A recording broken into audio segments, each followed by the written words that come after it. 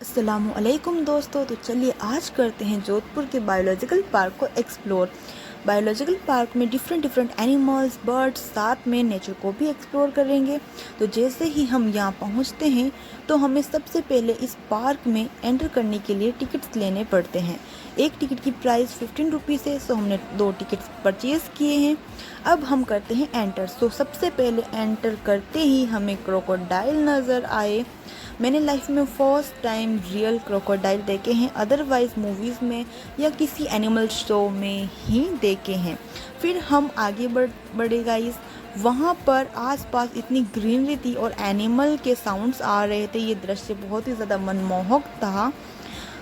ये सब इतना प्यारा लग रहा था ना। फिर हम आगे चलते गए और सामने ही एक बोर्ड था जिस पर इंफॉर्मेशन थी कि आगे कौन सा एनिमल्स है, जैसे कि चीतल, ब्लैक बक एंड चिंकारा। तो यहाँ पर बहुत सारे चीतल देखे। हम ज़्यादा क्लोजली तो नहीं देख पाए क्योंकि वो काफ़ी दूर थे और हमारे बीच में एक काफ़ी ज़्यादा डिस्टेंस थी और बहुत बड़ी जाली थी। उसके बाद भी एक उनके सेफ्टी के लिए वॉल बनी हुई थी। और उनका जो केज वाला एरिया है ये बहुत ज़्यादा बड़ा होता है, जिसके ऊपर और इनके जस्ट मतलब एरिया के बाहर इनके केज के बाहर एक बड़ा सा बोर्ड लगा होता है जिसके ऊपर इनमें सारी इन्फॉर्मेशन लिखी हुई थी। यहाँ पर घूमने के लिए इलेक्ट्रिक गाड़ियाँ भी चलती है। अगर आप चाहो तो उनके अंदर बैठ के भी एक्सप्लोर कर सकते हो, बट मेरे ख्याल से मैं आपको सजेशन दूंगी कि आप पैदल एक्सप्लोर करो। मैं तो कंजूस हूँ वैसे, बट आप चाहो तो कर सकते हो उसके अंदर एक्सप्लोर। बट पैदल घूमने में ज़्यादा मज़ा आता है और स्पेशली विथ नेचर। एंड मैं बहुत बड़ी कंजूस हूँ। सो नेक्स्ट हमने ब्लैक बक यानी कि कृष्ण मृग देखा। आई डोंट नो इन्हें कृष्ण मृग क्यों कहते हैं, बट जब मैंने इनके बॉडी के ऊपर इनकी पिक्चर देखी तो मैंने देखा कि इनका जो ऊपरी बॉडी पार्ट है वो एकदम ब्लैक है, इसलिए शायद इनको ब्लैक बक कहा जाता होगा। और इन सब के रहने का जो एरिया है वो बहुत बड़ा है और उनकी जो तादाद है वो भी ज़्यादा है। ये सारे जानवर काफ़ी दूर थे, इसलिए हमें इन्हें जूम करके देखना पड़ा।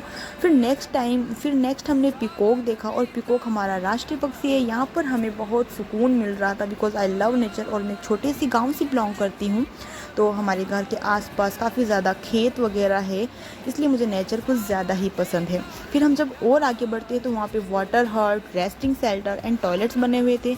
यहाँ का पूरा क्षेत्र एकदम जंगल जैसी वाइब दे रहा था। फिर हम जब आगे बढ़े तो वहाँ पर टाइगर, लायन और पैंथर के केज बने हुए थे, जहाँ हमने सबसे पहले लायन को देखा और ये भी फर्स्ट टाइम था कि मैं सच में शेर को देख रही हूँ। फिर हमने टाइगर को देखा आई थिंक, और हम जैसे ये लायन टाइगर मूवीज़ वगैरह में देखते हैं कितने डेंजर लगते हैं, उनसे ज़्यादा ये मुझे अभी रियल में लग रहे थे। फिर हम आगे बढ़े पैंथर की ओर, पर हमें वहाँ पर पैंथर नज़र नहीं आया। शायद पैंथर रेस्ट कर रहा था अपनी गुफा में, इसलिए वो हमें बाहर नज़र नहीं आ रहा था। हम काफ़ी देर हम वहाँ रुके भी थे बट हम लोग नहीं देख पाए। फिर हमने आगे जाने का डिसाइड किया और जब हम आगे बढ़े और तब वहाँ पर एक साइन बोर्ड था जिस पर नेक्स्ट कौन से एनिमल्स हैं उनके बारे में लिखा था। और यहाँ पर सभी केज के बाहर एक बड़ा सा बोर्ड होता है जिसके अंदर उनकी इन्फॉर्मेशन लिखी होती है कि मतलब ये कहाँ के हैं, कहाँ पाए जाते हैं, कैसे हैं वगैरह वगैरह। लॉट्स ऑफ इन्फॉर्मेशन उनके बारे में होती है। तो नेक्स्ट वो था एक बोर्ड था जिस पर बियर, हाइना, भेड़िया और जेकाल के बारे में था। तो सबसे पहले हमने हिमालयन भालू देखा, जो बस हमें बोर्ड पर ही नज़र आया, रियल में नहीं देखा क्योंकि वो शायद अंदर कहीं रेस्ट कर रहा था अपनी गुफा में, वो हमें दिख नहीं रहा था। फिर हम आगे बढ़े तो हमें वहाँ पर एक सुस्त भालू नज़र आया। वो बहुत ज़्यादा सुस्त था, एकदम पड़ा था, ऐसा लग रहा था बहुत ज़्यादा आलसी है। शायद मेरे तरह ही होगा क्योंकि मैं बहुत ज़्यादा लेज़ी गर्ल हूँ। फिर हम आगे बढ़ते हैं, वहाँ पे बहुत सारे मतलब इतना सुकून मिल रहा था ना, एकदम कोई भी गाड़ियों का शोरगुल नहीं, एकदम ग्रीनरी, ठंडी ठंडी हवा चल रही थी, चारों तरफ पेड़ पौधे थे और सारे जो लोग थे वो एकदम शांति से चल रहे थे, हमें एक्सप्लोर कर रहे थे, हमें एनिमल्स देखने को मिल रहे थे जो हम सिर्फ मूवीज़ वगैरह में देख सकते हैं, जैसे कि लायन है, टाइगर है, बियर है। मैंने रियल लाइफ में कभी नहीं देखे थे बट मैंने यहाँ फर्स्ट टाइम रियल में देखे हैं। तो हम लोग यहाँ पे काफ़ी चीज़ें देख रहे थे। अगर आपको यहाँ पे भूख लगती है तो उसके लिए यहाँ पर काफ़ी मतलब होटल्स वगैरह भी बनी हुई है जहाँ पर अच्छे से आप ब्रेकफास्ट वगैरह कर सकते हो, लंच वगैरह कर सकते हो और मतलब सारी फैसिलिटी यहाँ पर है। और यहाँ का जो एरिया है ये बहुत ज़्यादा बड़े वर्ग किलोमीटर में फैला हुआ है। आई थिंक ये हमारी सिटी जोधपुर से थोड़े बाहर की साइड है और यहाँ पे देश विदेश से भी काफ़ी पर्यटक आते हैं घूमने।